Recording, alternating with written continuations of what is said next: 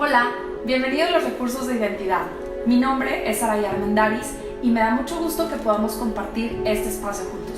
La serie que estás a punto de escuchar es de El Evangelio según San Marcos, donde con toda la influencia del apóstol Pedro vamos a aprender acerca de la humanidad de Cristo, cómo fue en la tierra y además de lo accesible que es Dios hace con nosotros y de lo fácil que es tener una relación con Él.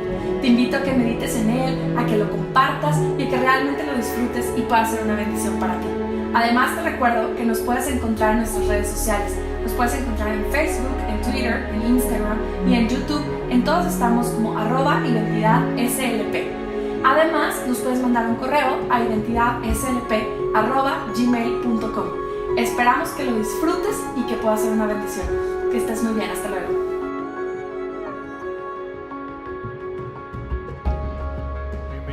Bienvenidos, es un gusto de nueva cuenta estar aquí con ustedes. Mi nombre es Gerardo, para los que no me conocen, veo por ahí algunas caras nuevas. Bienvenidos a Identidad, bienvenidos a su casa.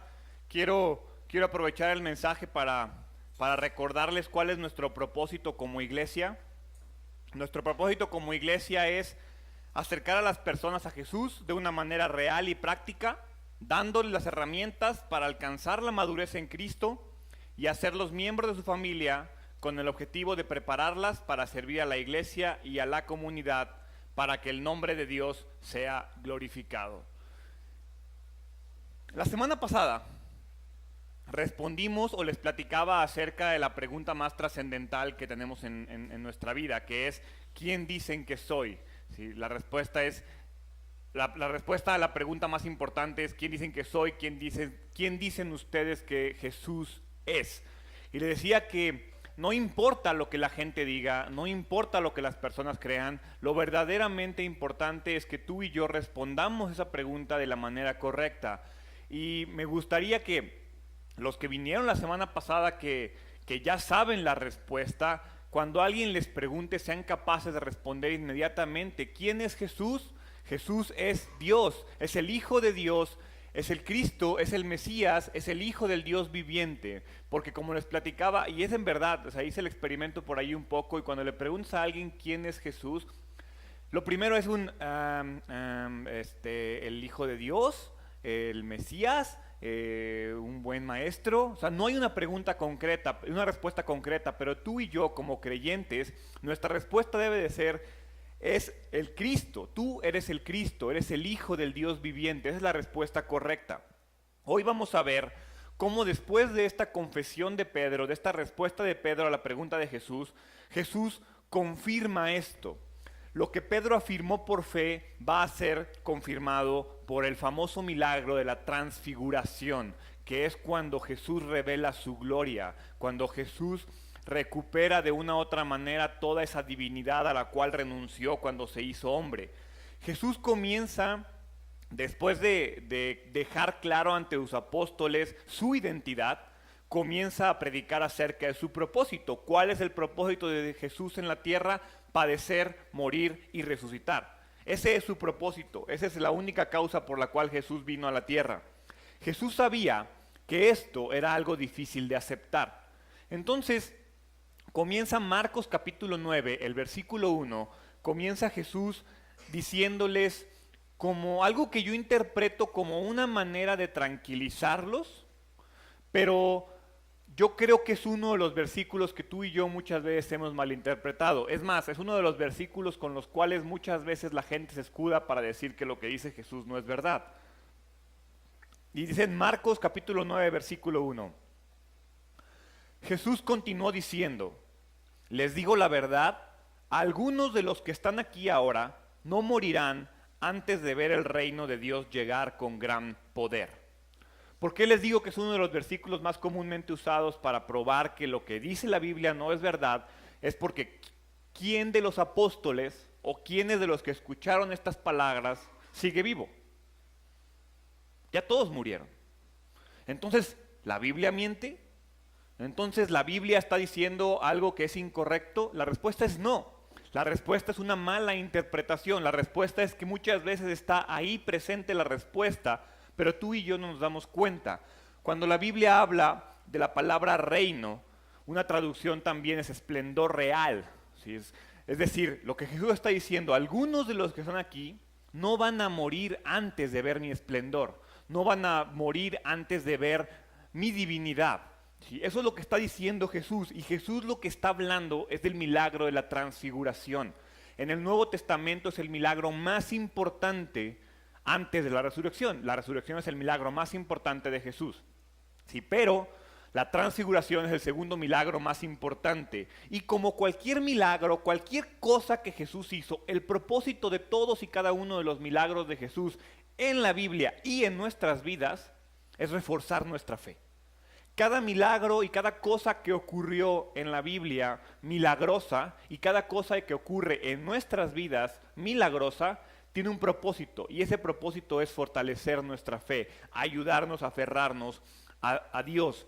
Y no nada más de Jesús. Cada milagro y cada cosa milagrosa que pasaba en el Antiguo Testamento, cuando abre el mar, cuando abre el río, cuando cae el maná, todo ese tipo de milagros y cosas donde cuando Dios mostraba su provisión al pueblo de Israel, era con la intención de que confiaran en Él. Es decir, todo lo que pasa en nuestras vidas bueno, ¿sí? Todas las bendiciones que tenemos de Dios tienen que ver con el hecho de que Jesús y Dios quieren que fortalezcamos nuestra fe a través de eso. Entonces, eso es lo que va a pasar en este momento. Leemos el versículo 2 y 3, donde vemos esto, vemos la transformación del Hijo de Dios. Dice el versículo 2, 6 días después, ojo, les dice esto: algunos de ustedes no van a morir sin antes ver el reino. ¿Sí? Y después dice, 6 días después, Jesús tomó a Pedro, a Santiago y a Juan, y los llevó a una montaña alta para estar a solas. Mientras los hombres observaban, la apariencia de Jesús se transformó, y su ropa se volvió blanca, resplandeciente, más de lo que cualquier blanqueador terrenal jamás podría lograr. Estaba platicando con alguien de esto y me decía, es que qué loco, o sea, literalmente Jesús se volvió fluorescente. O sea, Jesús se revela a sí mismo. Ahora, toma a Pedro, toma a Jacobo y toma a Juan. Lo expliqué hace algunas semanas. Están los discípulos. Los discípulos no son los apóstoles, ¿sí? Es decir, los apóstoles son discípulos, pero había más seguidores. Hay un círculo de discípulos, después hay un círculo más pequeño de apóstoles, y después dentro de los apóstoles todavía está un círculo más pequeño, que es Pedro, Santiago y Juan. Eran los 3 apóstoles más cercanos, el círculo más íntimo de Jesús, los amigos, vamos a llamarle los mejores amigos de Jesús. No es la primera vez que les toca presenciar a ellos solamente algo, y no es la primera vez no es la última vez que les pasará, porque fueron los únicos 3 que estuvieron cuando Jesús resucita a la niña. Y también son los únicos 3 que más adelante van a estar con Jesús en una enseñanza en el huerto de Getsemaní. El tema aquí es que los toma, pero no porque, como ustedes son más buena onda, los voy a agarrar. No, Jesús está confirmando su propia ley. En el Antiguo Testamento dice que cuando alguien testifique una verdad, tiene que tener 2 o 3 testigos. Eso lo dice en Deuteronomio. Es una ley judía. Por eso Jesús se lleva a 3 personas, les revela su gloria, les revela su divinidad para que ellos pudieran dar testimonio de lo que vieron y fuera algo legalmente aceptable. Eso a mí me llamó la atención, porque Jesús, como siempre lo manejó, nunca vino a contradecir lo que ya estaba en la palabra de Dios. Dice ahí que se los lleva a una montaña alta. Lucas, que es en Lucas, que es el pasaje paralelo de este milagro, dice que se los lleva a orar. Se lleva a estos 3 personas, primero que nada se los lleva a orar, ¿sí? Y después ahí dice que se transformó. Esta palabra transformó es metamorfo, que obviamente es de donde viene la palabra metamorfosis. Y es una transformación radical. Jesús revela su gloria. Todos y cada uno de los atributos a los que Jesús renunció cuando se hizo hombre quedaron de manifiestos en este momento. Imagínate eso. Imagínate ver a Jesús como tú y yo los vamos a ver, ¿sí? Cuando volvamos, así vamos a ver a Jesús como Pedro, Santiago y Juan lo vieron. Es más, dice la Biblia que después ellos mismos durante un periodo de tiempo permanecieron como brillando de lo que vieron y lo que percibieron. Eso es lo que pasó aquí. Continúa el versículo 4 y nos dice algo interesante, que es, versículo 4, después aparecieron Elías y Moisés y comenzaron a conversar con Jesús. Quiero que vayamos a Lucas 9:31, donde nos dice un poquito más de detalle acerca de qué estaban platicando. Lucas 9:31 dice, se veían llenos de gloria y hablaban sobre la partida de Jesús de este mundo, lo cual estaba a punto de cumplirse en Jerusalén. Estaban hablando acerca de la muerte de Jesús. Estaban hablando acerca de lo que iba a ocurrir, del padecimiento, de la resurrección que venía, ¿sí? En ese momento, si leen completo todo Lucas 9, vemos que los discípulos se quedaron dormidos. Es decir, fueron a orar, Jesús se va y les pide que se queden en vela. Ellos se quedan dormidos y mientras están dormidos llega Elías, llega Moisés y entonces despiertan y ven a Jesús, ¿sí? Y ven a Jesús y ven a Moisés y ven a Elías. Ahora, entendamos algo, en aquella época no había fotos, no había cuadros. O sea, no es como que ellos sabían cómo se veía Moisés. O sea, tú y yo tenemos una idea, y eso por Hollywood, de cómo se ve Moisés, pero ¿cómo era Elías? La realidad es que queda evidentemente presentado que ellos se presentaron ante los discípulos. O sea, ellos dijeron, yo soy Moisés, yo soy Elías. ¿Por qué? ¿Por qué aparecen Moisés y Elías? ¿Por qué Jesús no solamente se revela divinamente a sus apóstoles? Por la misma razón por las cuales se llevó a Pedro, Santiago y Juan. Tenía que haber dos personas o dos testigos que les dijeran, sí es cierto, es Dios, es Jesús. Véanlo, Jesús es el Hijo de Dios, es el Cristo del Dios viviente, ya lo saben, ¿sí? Pero aparte tienen que entender, además de su identidad, cuál es su propósito, que es padecer y morir. ¿Por qué Moisés y por qué Elías? Moisés era el líder más respetado de los judíos, muchas veces hasta más que Abraham, ¿sí? Moisés fue el que les llevó la ley a los judíos y Elías fue uno de los defensores más implacables de la ley. Entonces su testimonio era importante, ¿sí? Tenían que presentar el propósito divino de Jesús. Continúa el versículo 5 y 6 donde Pedro hace una sugerencia y me gusta la palabra desesperada. O sea, Pedro en su mente sigue diciendo, Jesús, yo no quiero que te vayas. Sí, te creo, sí eres Dios, sí eres mi Mesías, pero no quiero que te vayas. Lo que le decía la semana pasada, muchos de nosotros no tenemos bronca con creer en Dios, tenemos bronca con el propósito de Dios, ¿sí? Entonces Pedro hace una sugerencia, Marcos 9, 5 al 6, dice, Pedro exclamó, Rabí, es maravilloso que estemos aquí.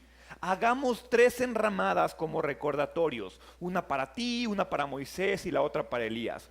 Dijo esto porque realmente no sabía qué otra cosa decir, pues todos estaban aterrados. Pedro no termina de entender y hace una sugerencia noble. Pedro lo que está diciendo es, no se vayan, aquí quédense, Elías, Moisés, Jesús. Imagínate donde lleguemos al templo con Moisés, con Elías y con Jesús revelado. No, hombre, los romanos se mueren del susto. Eso es lo que Pedro trae en la mente. Pedro dice, a ver, vamos a hacer algo aquí, vamos a platicarles, vamos a entretenerlos de alguna manera para que no se vayan. Él no quiere que el propósito de la muerte se cumpla. No porque sea un tonto o un necio, simplemente no lo entiende. Cosas que tú y yo pasamos. Hay veces que nos rebelamos o nos molestamos con Dios, pero no porque seamos necios o tontos, es porque no entendemos el propósito de eso que está pasando en nuestras vidas. Entonces, hay cosas aquí porque hay muchas coincidencias que pudieran permitirle entender a Pedro que lo que está pidiendo no es una necedad. Dice, primero Jesús les acaba de decir que no van a morir sin ver el reino, ¿sí? Entonces, Pedro ha de estar diciendo, ya no tardamos en matar a los romanos, ya nos urge matar a los romanos, ¿sí? Después aparece Moisés y Elías. Como lo vimos la semana pasada, Elías era una parte de la profecía donde llegaba Elías primero antes de establecer el reino, antes de que el Mesías llegara. Entonces Pedro dice, ya llegó Elías, ya estamos más cerca, ya viene el reino, ¿sí? Aparte, este evento ocurre en el calendario judío en la fiesta de los tabernáculos, que es la fiesta de celebración después de la Pascua, después de la salida de Israel de Egipto. Entonces, Pedro está diciendo es el mejor momento. Algo como lo que tú y como yo nos pasa, porque yo veo esto y nos veo a nosotros. Jesús, ahorita es cuando. Este es el momento de que se cumpla lo que tú dices, que se cumpla esto, que se cumpla esto, que se cumpla esto. Ahorita, es ahora o nunca. Y yo me imagino a Dios diciendo, no tienes idea. No tienes idea de mi plan, no tienes idea de mi propósito, porque Pedro no está pidiendo una necedad, ni siquiera estoy hablando de que tú y yo estemos pidiéndole a Dios que nos dé un iPhone, pero tal vez tú y yo le estamos pidiendo a Dios que nos dé sanidad, tú y yo le estamos pidiendo a Dios que nos dé un trabajo, tú y yo le estamos pidiendo a Dios que nos dé una pareja conforme a Él, conforme a su corazón. Son peticiones nobles, pero Dios te dice, no es el momento, espérate, tranquilo, entiende mi propósito. Y me gusta cómo después de que Pedro interrumpe, porque aparte volvemos al tema cómo Pedro era, o sea, está hablando Elías, Moisés y Jesús, es ping pong. Y llega Pedro y, hey, brothers, hay que hacer esto y esto. Espérate, quédate callados. Está Jesús, Moisés y Elías, déjalos hablar.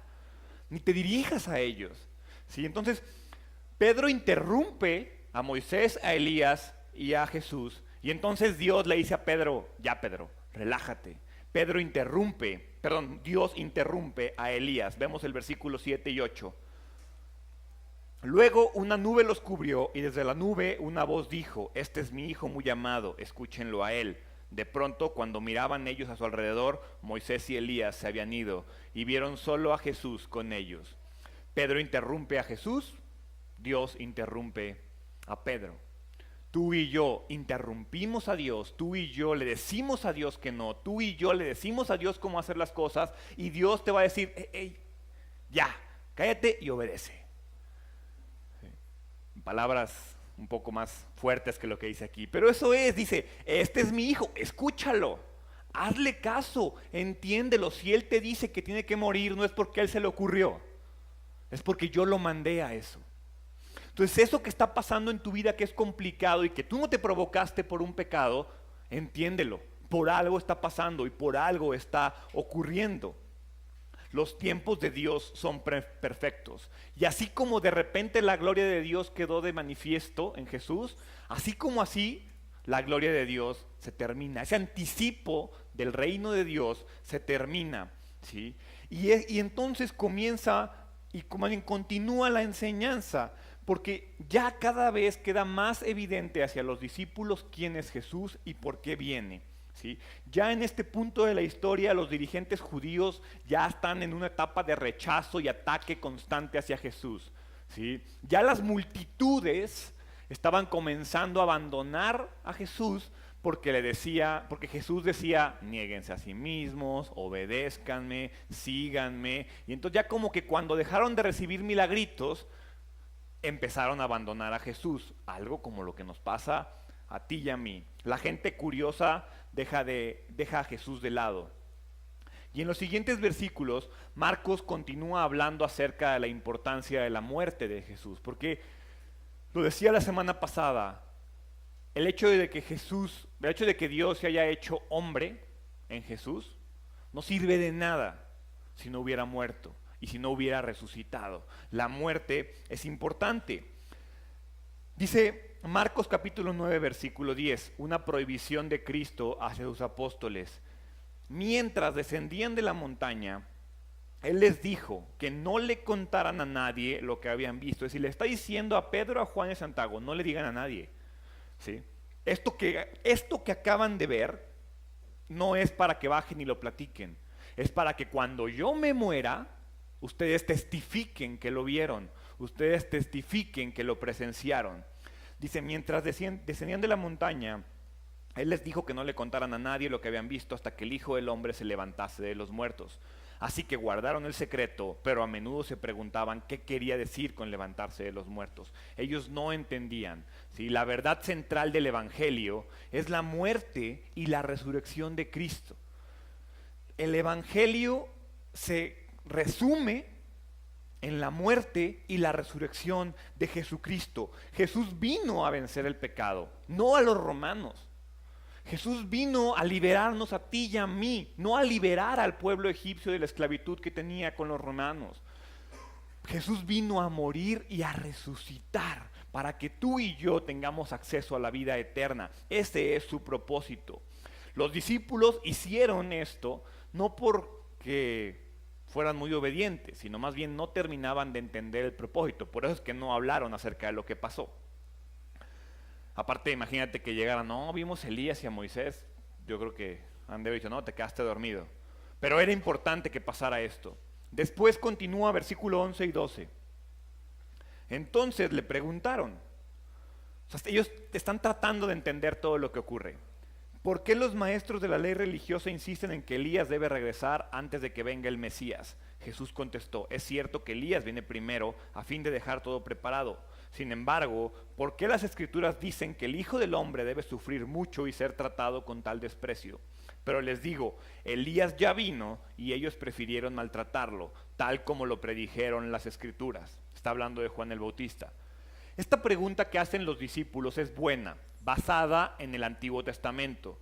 En Malaquías capítulo 3, versículo 1, lo leímos la semana pasada, pero quiero que lo volvamos a leer. Malaquías 3:1 dice, miren, yo envío a mi mensajero y él preparará el camino delante de mí. Entonces el Señor, al que ustedes buscan, vendrá de repente a su templo. El mensajero del pacto, a quien buscan con tanto entusiasmo, sin duda vendrá, dice el Señor de los ejércitos celestiales. En aquella época cada rey, cada persona importante traía un heraldo, alguien que les preparaba, alguien que se aseguraba de que todo estuviera listo. Eso era Elías y eso fue lo que Juan el Bautista hizo. Ahora, quiero que leamos Isaías capítulo 40, versículo 3 y 4. Escuchen, es la voz de alguien que clama, abran camino a través del desierto para el Señor. Hagan una carretera derecha a través de la tierra baldía para nuestro Dios. Rellenen los valles y allanen los montes, y las colinas enderezarán las curvas y suavicen los lugares ásperos. Este mensajero es identificado en Malaquías. Juan el Bautista y la mayoría de su ministerio fue en el desierto y él siempre dijo que estaba preparando el camino para el que había de venir. Y hizo una predicación acerca del arrepentimiento, ¿sí? Ahora, el versículo 5 en Malaquías otra vez, si regresamos ahí donde nos quedamos, porque entonces es un complemento, cada versículo de la Biblia se complementa el uno al otro. Malaquías 4, versículo 5, el último versículo de Malaquías, antes del silencio de 400 años de Dios. Miren, les envío al profeta Elías antes de que llegue el gran terrible día del Señor. Sus predicaciones harán volver el arrepentimiento, sus predicaciones harán volver el corazón de los padres de sus hijos y el corazón de los hijos de sus padres. De lo contrario, vendré y haré caer una maldición sobre la tierra. Los discípulos sabían que Jesús era el Mesías. Y entonces su pregunta es, bueno, si Jesús es el Mesías, ¿dónde quedó Elías? Porque Elías tenía que llegar antes del Mesías. Y entonces Jesús aprovecha esa pregunta y les dice, ¿sabes mucho? ¿Sabes mucho acerca del Antiguo Testamento? ¿Sabes mucho acerca de las profecías? Pues en las profecías también dice que yo debo de padecer. Y en las profecías también dice que yo debo de morir. Y entonces le responde con una pregunta. Si tú me preguntas dónde está Elías, yo te digo, ¿por qué no te acuerdas que el Hijo del Hombre debe de sufrir? ¿Por qué no te acuerdas de que mi propósito es venir a morir? ¿Sí? Continúa Marcos capítulo 9, versículo 13. Pero les digo, Elías ya vino y ellos prefirieron maltratarlo tal como predijeron las Escrituras. Imaginen la sorpresa de los apóstoles cuando Jesús les dice, Elías ya vino y ni cuenta se dieron. ¿Sí? Se refiere a que alguien con el espíritu y con el poder de Elías ya había llegado. En Lucas capítulo 1, versículo 17, dice: será un hombre con espíritu y poder de Elías, preparará a la gente para la venida del Señor, inclinará el corazón de los padres hacia los hijos y hará que los rebeldes acepten la sabiduría de los justos. Es Juan el Bautista. ¿Sí? Todos estos pasajes del versículo 9, perdón, Marcos capítulo 9, del 1 al 13, es uno de los pasajes más teológicos y doctrinales que hay. Es complicado predicar de ellos porque es pura teología y es pura revelación divina y es puras cosas de lo que está por venir, ¿sí? Pero inmediatamente después de esta enseñanza, continúa Jesús diciéndole a sus discípulos lo verdaderamente importante, porque los discípulos no han terminado de entender.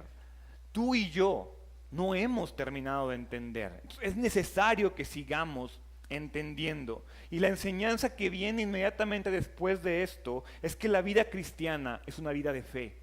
La fe es el elemento más importante de la vida cristiana. Un cristiano, ojo, un cristiano confía en un Dios que no ha visto. Cree en un Jesús que no conoció. Sabe y confía que el Espíritu Santo está dentro de él, pero jamás lo ha visto, ¿o sí? ¿Alguien ha visto a Dios? ¿Alguien ha visto a Jesús? ¿Alguien ha visto al Espíritu Santo? Importantísimo, no vaya que alguien sí. Nadie. Por fe lo creemos. Aceptamos la muerte y la resurrección como si nosotros hubiéramos visto a Jesús. ¿Alguien vio a Jesús resucitado? Entonces, la fe es el elemento más importante. Confiamos que somos justificados. Confiamos que nuestros pecados son perdonados. ¿O no? No entendemos cómo. A veces hasta decimos, no creo. Yo digo que sigo siendo un pecador. Yo digo que esto no ha cambiado. Yo digo que las cosas no han pasado. ¿Sí? Pero la fe es el elemento más importante. Somos salvos por fe, santificados por fe y mantenemos la esperanza por fe. Por eso la fe es el elemento más importante del cristianismo. Ahora, ni siquiera estoy hablando de una fe perfecta. Estoy hablando de una fe suficiente. Necesitamos tener la suficiente fe. Y la suficiente fe ni siquiera es de nosotros, es de Dios. Quiero que leamos Efesios. Efesios capítulo 2, versículos 8 y 9.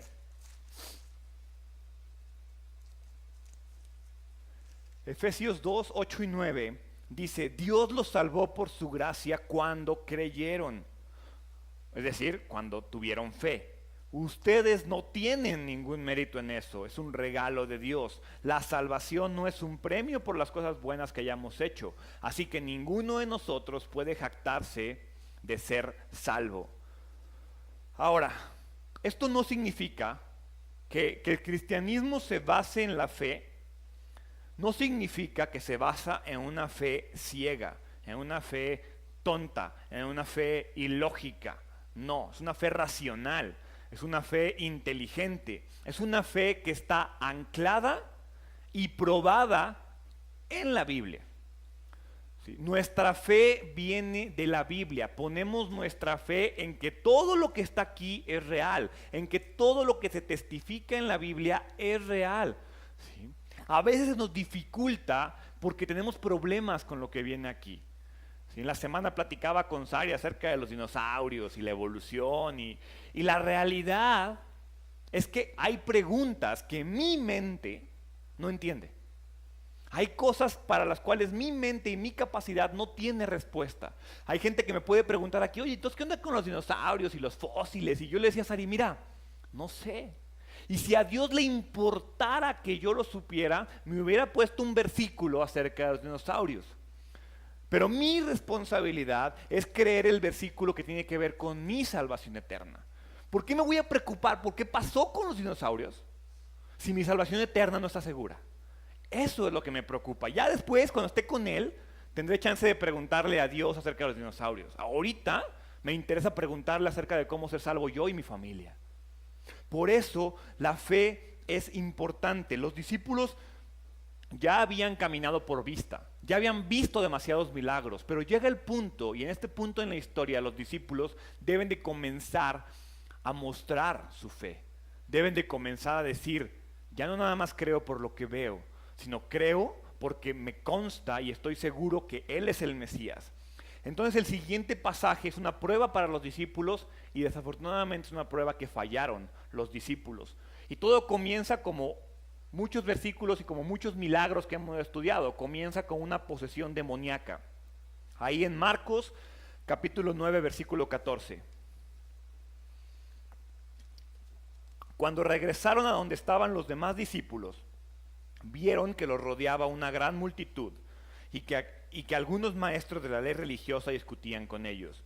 Cuando la multitud vio a Jesús, todos se llenaron de asombro y corrieron a saludarlo. ¿Sobre qué discuten?, preguntó Jesús. Un hombre de la multitud tomó la palabra y dijo: Maestro, traje a mi hijo para que lo sanaras. Está poseído por un espíritu maligno que no le permite hablar. Y siempre que este espíritu se apodera de él, lo tira violentamente al suelo y él echa espuma por la boca, rechina los dientes y se pone rígido. Al igual que cuando Moisés baja del monte Sinaí, después de ver y de presenciar la gloria de Dios y encuentra al pueblo de Israel idolatrando al becerro de oro, Jesús baja en este momento de un monte, ¿sí?, después de ver de nueva cuenta su divinidad, y se encuentra con una multitud idólatra. Las cosas no cambian. Tú y yo seguimos adorando cosas. En aquel entonces adoraron al becerro de oro. El becerro de oro. En este punto están idolatrando a Jesús, ¿sí? Y Jesús baja para encontrarse con personas sin fe.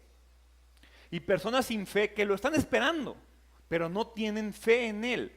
Los discípulos ahí estaban solos, ¿sí? Y el resultado no sale como Jesús hubiera esperado. Les pregunta sobre qué discuten y ahí entonces empieza la multitud medio que trata de decir qué está pasando. Entonces toma la palabra un incrédulo, ¿sí? Toma la palabra un incrédulo y él le dice lo que está pasando. Y lo importante de esto es que las cosas no funcionan no por Dios o por Jesús, sino por la falta de fe de los discípulos.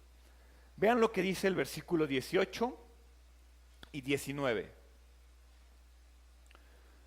Dice: y siempre que el espíritu se apodera de él, lo tira violentamente al suelo y él echa espuma por la boca, rechina los dientes y se pone rígido. Así que le pedí a tus discípulos que echaran fuera al espíritu maligno, pero no pudieron hacerlo. Jesús les dijo: gente sin fe, ¿hasta cuándo tendré que estar con ustedes? ¿Hasta cuándo tendré que soportarlos? Tráiganme al muchacho. Recordemos que Jesús le dio poder a sus discípulos para echar demonios. Lo estudiamos en Marcos capítulo 6, hace como 3 o 4 semanas.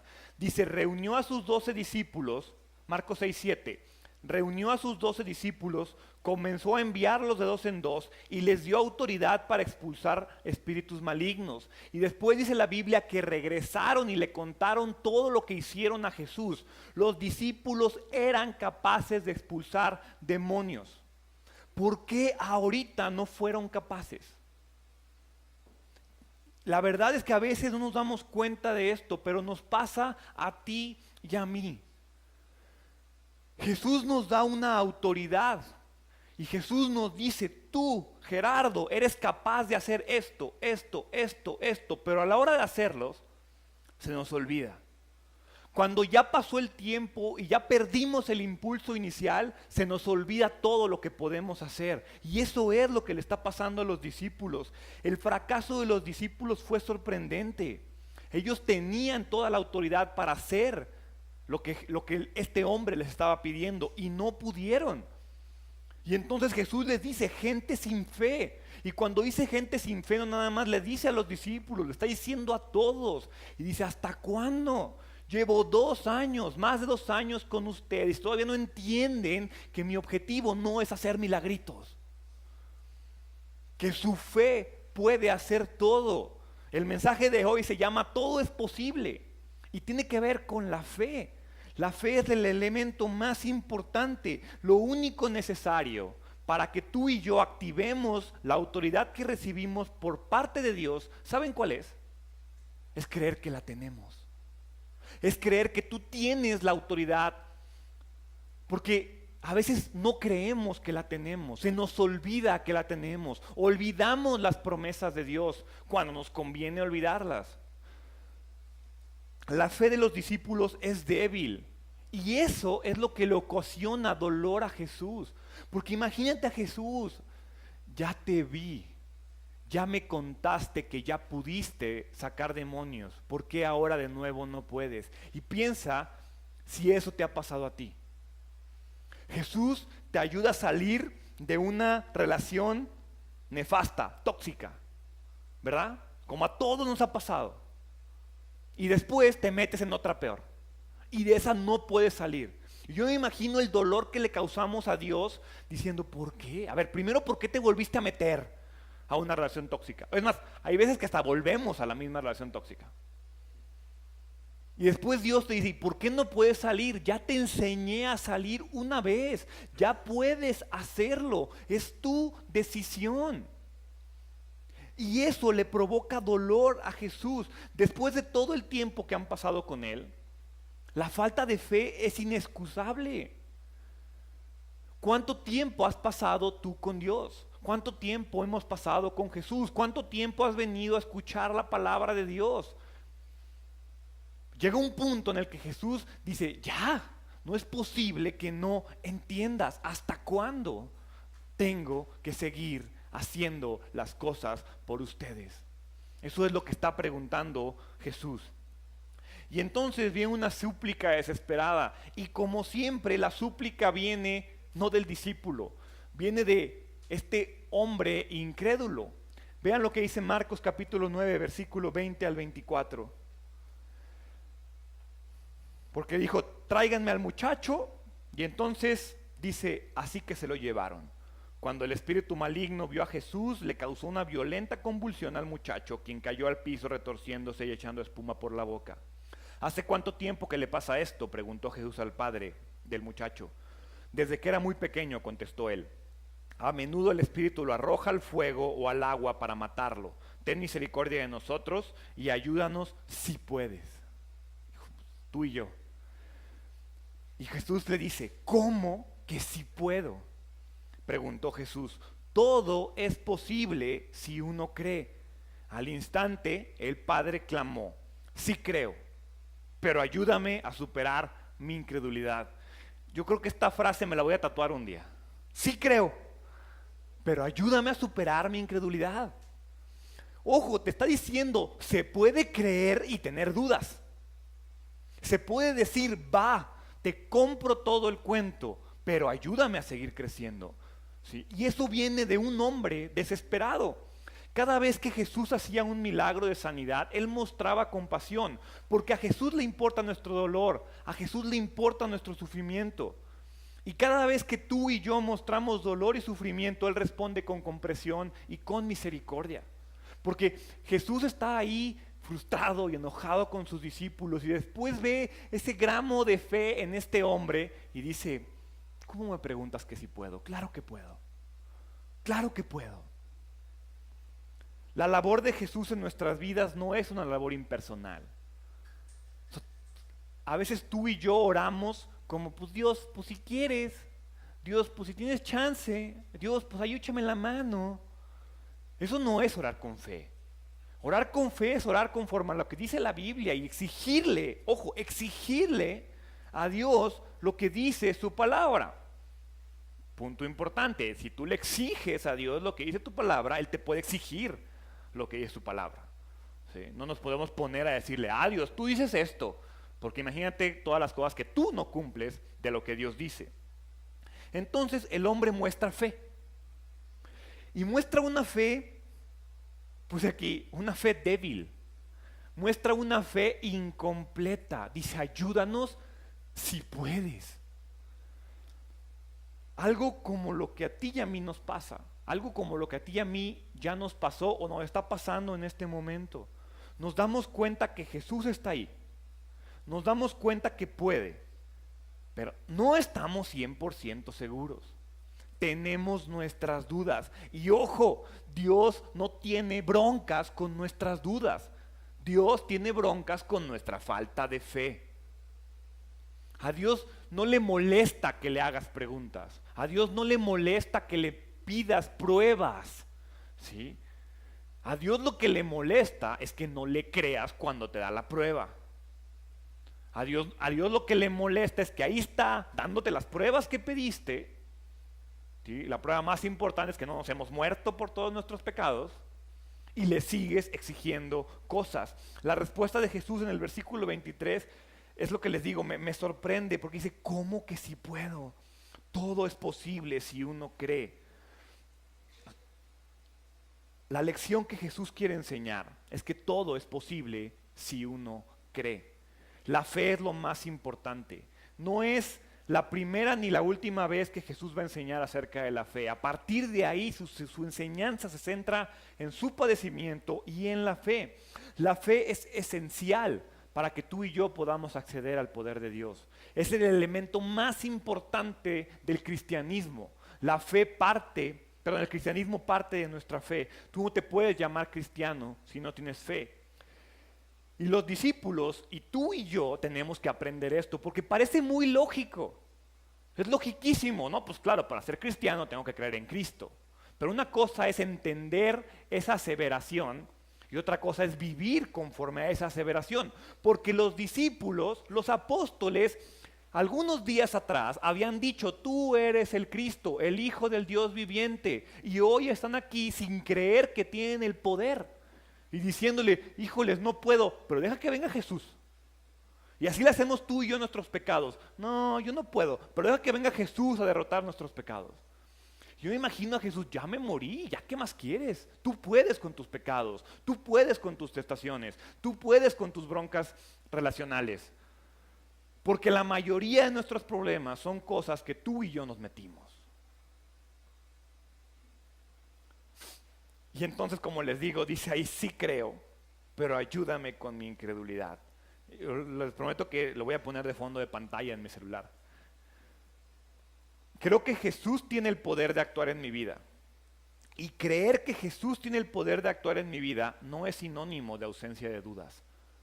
¿Sí? Creer que Jesús es mi Salvador no es sinónimo de decir, pero esto no me hace sentido. Está bien tenerlos. El Señor no está limitado por una fe imperfecta. ¿Sí? Jesús no está limitado por una fe imperfecta. Hasta la fe más fuerte siempre viene mezclada con duda. Tomás está viendo a Jesús resucitado y todavía le dice, no, hasta que no le meta el dedo, voy a creer. Y no por eso Tomás está en el infierno. Pero Dios dice, bienaventurado el que cree sin tener que tocar. Bienaventurado el que cree sin tener que ver. Bienaventurado el que cree porque yo lo dije. Y entonces se revela el poder divino al cual tú y yo tenemos acceso por fe. Porque lo que hizo Jesús no lo hizo porque era Jesús. Lo hizo porque los discípulos no creyeron que ellos tenían este mismo poder. Marcos 9, 25 al 27 dice, cuando Jesús vio que aumentaba el número de espectadores, reprendió al espíritu maligno. Ahora, no está diciendo, me espera que hubiera público para hacer el show. No, al contrario, es símbolo de preocupación. Dice, ya hay mucha gente y yo ya no estoy para estar haciendo milagritos, porque tengo que morir y hay muchas cosas que tengo que enseñar. No quiero que me sigan por el milagro. Entonces, cuando ve que aumenta el número de espectadores, reprende al espíritu maligno y dice, escucha, espíritu, que impides que este muchacho oiga y hable.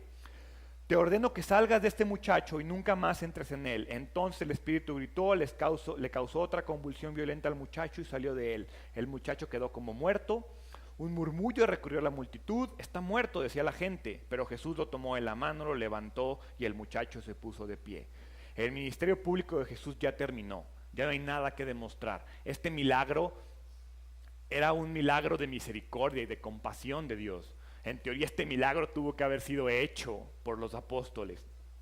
Jesús solo quiere instruir a sus discípulos, no hacer un espectáculo. Y entonces muestra el poder de Dios y les da una lección a sus discípulos. Y esa es la lección que nos da a ti y a mí. ¿Cuál es esa lección? Marcos 9, 28 al 29.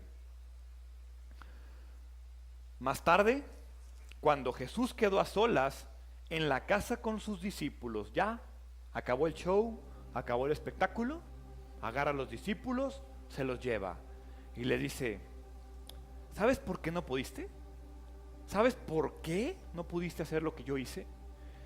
Dice: cuando Jesús quedó a solas en la casa con sus discípulos, ellos le preguntaron: ¿por qué nosotros no pudimos? ¿Por qué nosotros no pudimos expulsar ese espíritu maligno? Jesús les contestó: esa clase solo puede ser expulsada con oración. ¿Por qué yo no puedo?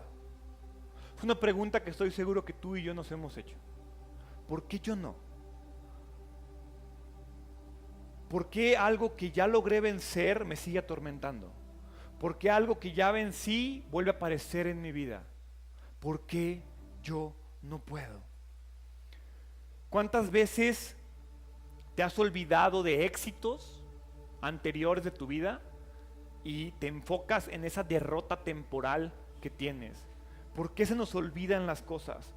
¿Por qué dejamos que un éxito nos haga depender de nuestro poder en lugar de depender del poder de Dios? Y es que el tema está en que nos falta oración. Llega un momento en el que Dios le da la autoridad a sus discípulos de hacer las cosas. Pero esta autoridad no es como que te la da y te pone un botón en el cual activas ese botón y entonces el poder te domina otra vez. No, ese poder se tiene que mantener. Dios nos da poder. No podemos esperar tener fe cuando la necesitamos. La fe se desarrolla y la fe se trabaja. Y la manera de trabajar y la manera de desarrollar la fe es en la oración. No oramos cuando tenemos que expulsar al demonio. Oramos cuando no hay un demonio cerca a nuestro alrededor. Para que cuando se aparezca el demonio, cuando se aparezca la tentación, cuando se aparezca el problema, tu fe fortalecida por la oración te dice: no hay bronca, mi Dios puede. No hay bronca, yo puedo. No hay bronca, Jesús me dio autoridad. Porque si quieres resolver los problemas cuando los tienes enfrente, no vamos a poder. Y vas a terminar como los apóstoles: ¿por qué yo no puedo, Jesús? ¿Por qué no puedo? ¿Por qué mi compa el de al lado sí puede y yo no? Y dice Jesús: por la oración. La oración fortalece. Dice: todo es posible al que cree. Y después nos dice que la manera de seguir creyendo y la manera de fortalecer nuestra fe es con oración. La oración humilde y en dependencia es la vía con la que la fe nos lleva al poder de Dios. La oración es lo que mantiene nuestra fe viva. Si no oramos, nuestra fe se queda ahí, estancada, detenida. Nuestra falta de fe nos aleja de la oración. Porque la única razón por la cual tú y yo no oramos es porque no creemos que sea necesario. Es porque no creemos que sea importante. Es porque creemos que no lo necesitamos. Porque estoy bien, no necesito orar. Pero la oración no es para pedir, la oración es para agradecer, la oración es para dar gloria, la oración es para dar honra, la oración es para mostrarte a ti mismo que sigues creyendo y que Dios es importante en tu vida. La clave está en la persistencia. La clave está en la permanencia. La lección es la necesidad de la oración y de una fe persistente. La fe persistente no se muestra en los problemas, la fe persistente se muestra en las bendiciones, se muestra en los buenos momentos. Cuando tu pareja y tú están al 100, ahí se muestra la fe, porque la única manera de que tú te entiendas con tu pareja es por Dios. Porque cuando tú te quieres meter en la relación, ¿a poco no la echamos a perder? Cuando todo va bien en tu vida, no es porque tú seas increíble. Cuando puedes expulsar los demonios de tu vida, no es porque tú seas increíble, es porque Dios lo es. Y la manera de seguir pudiendo expulsar los demonios, las broncas y los problemas de nuestra vida es permaneciendo en la oración. Por eso Jesús le dice a sus discípulos: ¿hasta cuándo? ¿Hasta cuándo tengo que seguir llevándote de la mano? ¿Hasta cuándo voy a tener que seguirte dando leche y amamantándote? Ya, métele carnita, métele sólido, crece, fortalécete, entrégate. Venir y sentarnos es muy fácil. Es lo más fácil del mundo. Pero si nada más vienes y te sientas, cuando tengas una bronca, no vas a decir, ay Dios, ¿por qué no puedo? Ay Dios, ¿por qué no sé? Se trata de fortalecernos y se trata de pertenecer. El poder llega por la oración. Si tú no crees que la oración funciona, aguas. Y la verdad es que me queda claro que muchos aquí no creen en la oración. Porque al final, cuando llevamos las oraciones, hay como 3 o 4 hojitas y vean cuántos son. Ay, pero es que me da pena que ores por mis problemas. Bueno, nomás ora por mí, ya, amén, gloria a Dios. Pero cree en la oración. Ora con tu esposa, ora con tus hijos, ora solo.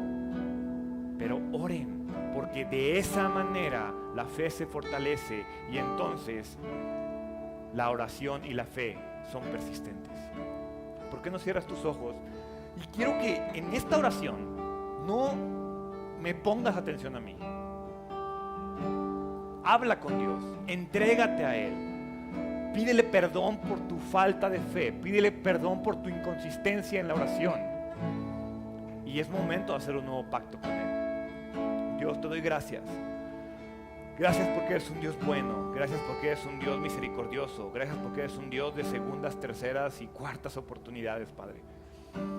El día de hoy quiero permanecer aferrado a ti, quiero volver a aferrarme a tu palabra, quiero creer, quiero desatar la autoridad y el poder que tú me has dado. Ayúdame a ser un hombre disciplinado, un hombre de oración, un hombre de fe, un hombre de entrega a mí, a mi familia. Quiero entregarme y convertirme en ese hombre que tú planeaste, que tú pensaste y que tú decidiste. Perdón por todas las veces que he sido necio, perdón por todas las veces que he olvidado que yo tengo la capacidad, que tú me has dado el poder. Y que si algo no lo puedo hacer es por tu voluntad. Ayúdame a entender esos momentos, dame la sabiduría para entender esos momentos en los cuales yo puedo hacer algo y en los cuales no tengo que quedarme esperando a que tú hagas algo. Dame la serenidad, Padre, para permanecer tranquilo en los momentos difíciles y saber esperar tu propósito y tu voluntad. Ayúdame a confiar, ayúdame a creer y ayúdame a entregarme en la oración. Te doy gracias por la vida de mis hermanos. Gracias, Padre, porque aquí estamos, porque tenemos una nueva oportunidad de relacionarnos contigo, porque te amamos, porque si estamos aquí es porque tú tenías que darnos este mensaje el día de hoy. Ayúdanos a aferrarnos a Él, a creer al 100% en Él, a no creer que son tonterías y a pensar y a hacerlo realidad. Gracias, Padre, por tu amor, por tu misericordia y por tu bondad. Nos entregamos a ti con fe persistente en el nombre de Jesús.